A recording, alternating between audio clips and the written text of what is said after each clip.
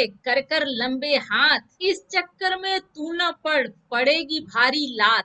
चीन के कर्ज में दबा हुआ श्रीलंका अब भारत के लिए कर रहा है बड़ी तैयारी।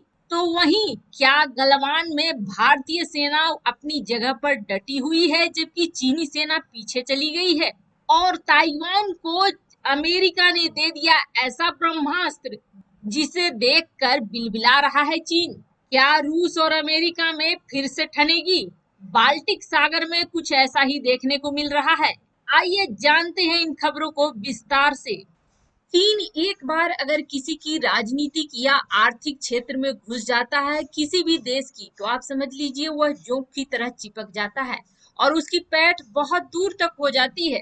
भारत की तरफ श्रीलंका को झुकते देख अब चीन ने एक नई चाल चल दी है। चीन वैसे पहले से ही श्रीलंका को अपने कब्जे में करने के लिए चालें चलता रहा है, लेकिन नई सरकार आने के बाद एक उम्मीद जगी थी कि शायद चीन की चालों को समझकर ही नई सरकार ने हम्बनटोटा पोर्ट के बारे में चीन से फिर से बात करने की बात कही।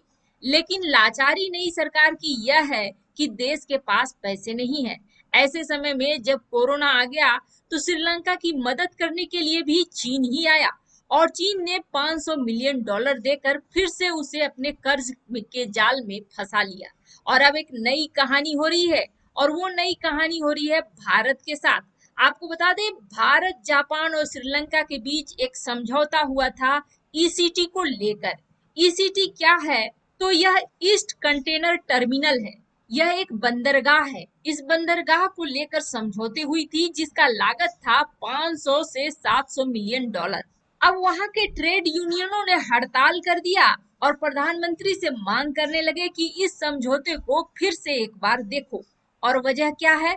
उनको डर लग रहा है कि इस समझौते के अनुसार इस बंदरगाह का मालिक भारत बन जाएगा। लेकिन आप अगर समझौते को ध्यान से देखिएगा तो उस समझौते में 51% की हिस्सेदारी है श्रीलंका की और बाकी हिस्सेदारी है जापान और भारत की। तो किसी भी तरह से यह नहीं दिखता है कि वहां का सर्वोसर्वा भारत बन जाएगा, ऐसा समझौते में लिखा हुआ है। फिर भी ट्रेड यूनियन की बातों पे आकर श्रीलंका के राष्ट्रपति ने यह कहा है, घोषणा कर दी है कि वह अब इस समझौते को फिर से एक बार देखेगा।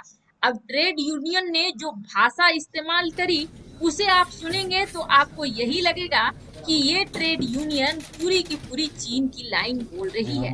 उसने कहा कि हमें पता है कि भारत इस परियोजना को लेकर बहुत दबाव दे रहा है, लेकिन हम भारत का कोई राज्य नहीं है, हम एक संप्रभु देश हैं। उनकी धुनों पर हमें नाचने की कोई जरूरत नहीं है। अब एक्सपर्ट की माने तो श्रीलंका ऐसा क्यों कर रहा है? श्रीलंका के ऊपर दबाव है। दबाव इस बात का है कि वह क्वाड से दूरी बनाना चाहता है। क्वाड जो अभी 4 देशों का समूह है, अमेरिका, भारत, जापान और ऑस्ट्रेलिया का, जिससे चीन के संबंध बहुत ही खराब हैं और चीन इनकी बढ़ती शक्तियों से भी परेशान हो रहा है।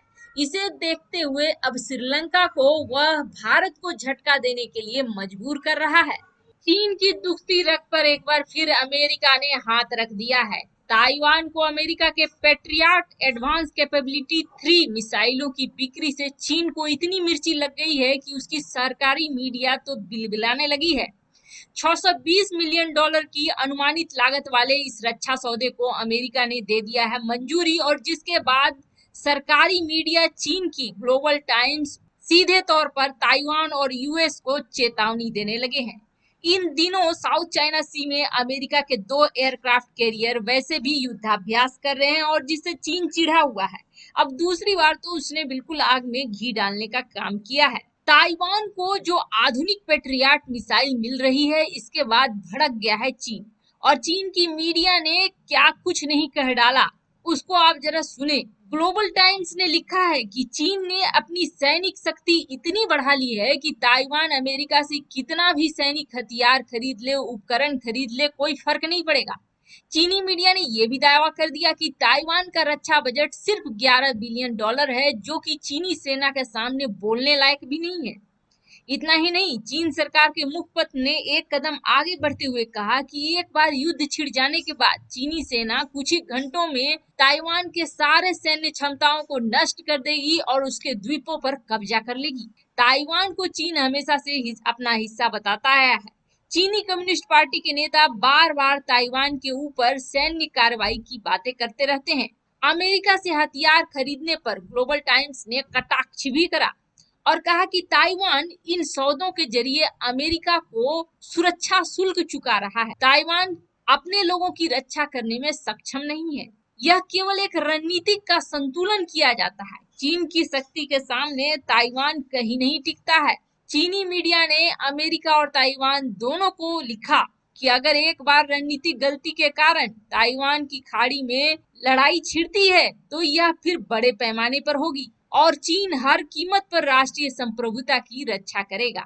अब बात यह है कि अमेरिका की पेट्रियट मिसाइल से इतना ज्यादा क्यों चिढ़ा हुआ है। तो आपको बता दें, यह मिसाइल दुनिया की सबसे बेहतरीन डिफेंस सिस्टम में से एक है और यह मिसाइल डिफेंस सिस्टम दुश्मन की बैलिस्टिक मिसाइल, क्रूज मिसाइल, लड़ाकू जहाजों को पल भर में मार गिराने में सक्षम है। सभी मौसम में दागे जाने वाली इस मिसाइल का निर्माण लॉकहीड मार्टिन ने किया है।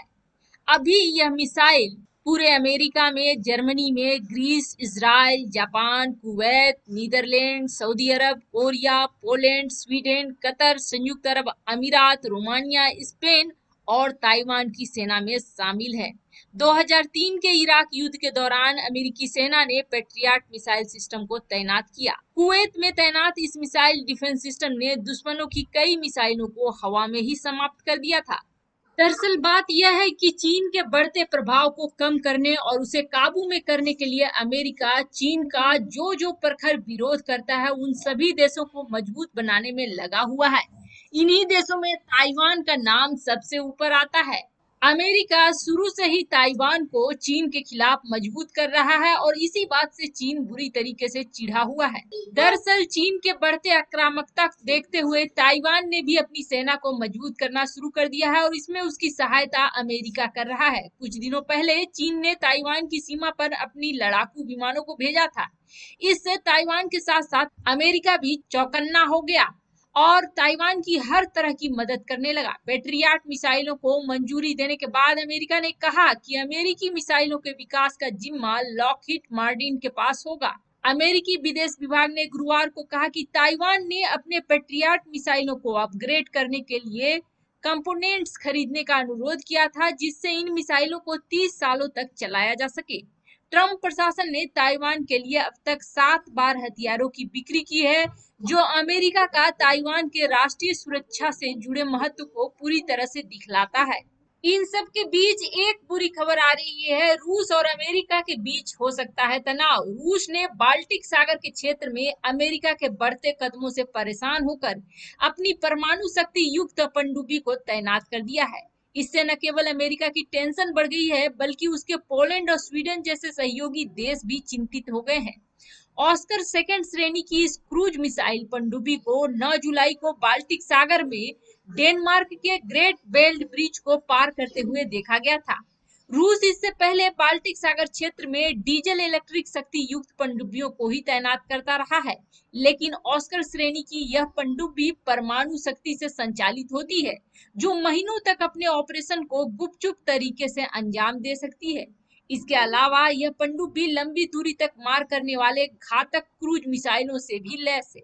आपको बता दें, रूस का सबसे बड़ा औद्योगिक शहर और नेवल बेस में से एक सेंट पीटर्सबर्ग बाल्टिक सी के मुहाने पर है और इसी रास्ते से रूस का ज्यादातर व्यापार होता है। ओरेल पनडुब्बी P-100 ओनिक्स मिसाइल को फायर करने में सक्षम है। यह मिसाइल सुपरसोनिक स्पीड से दुश्मनों के युद्धपोतों और जमीन पर मौजूद ठिकानों को पल भर में नष्ट कर सकता है। इस पनडुब्बी में लैंड बेस्ड क्रूज मिसाइल भी तैनात है, जो अमेरिकी सेना के टॉमहॉक क्रूज मिसाइल के ताकत के बराबर है। बाल्टिक सी के किनारे स्थित पोलैंड में अमेरिकी सेना की तैनाती की खबर के बाद से ही इस क्षेत्र में तनाव बना हुआ है। बाल्टिक सी क्षेत्र में अमेरिकी सैनिकों की तैनाती को रूस यह सोचकर देख रहा है कि अमेरिका उसे घेर रहा है। अमेरिका के राष्ट्रपति डोनाल्ड ट्रंप ने ऐलान किया था कि जर्मनी में मौजूद अमेरिकी सैनिकों में से कुछ को पोलैंड भेजा जाएगा। ट्रंप ने कहा था कि पोलैंड ने हमसे अतिरिक्त सैनिकों की मांग करी है और इसके लिए वे भुगतान करेंगे। हम संभवतः जर्मनी से सैनिकों को पोलैंड भेजेंगे। इसके बाद ही रूस ने यह कदम उठाया है।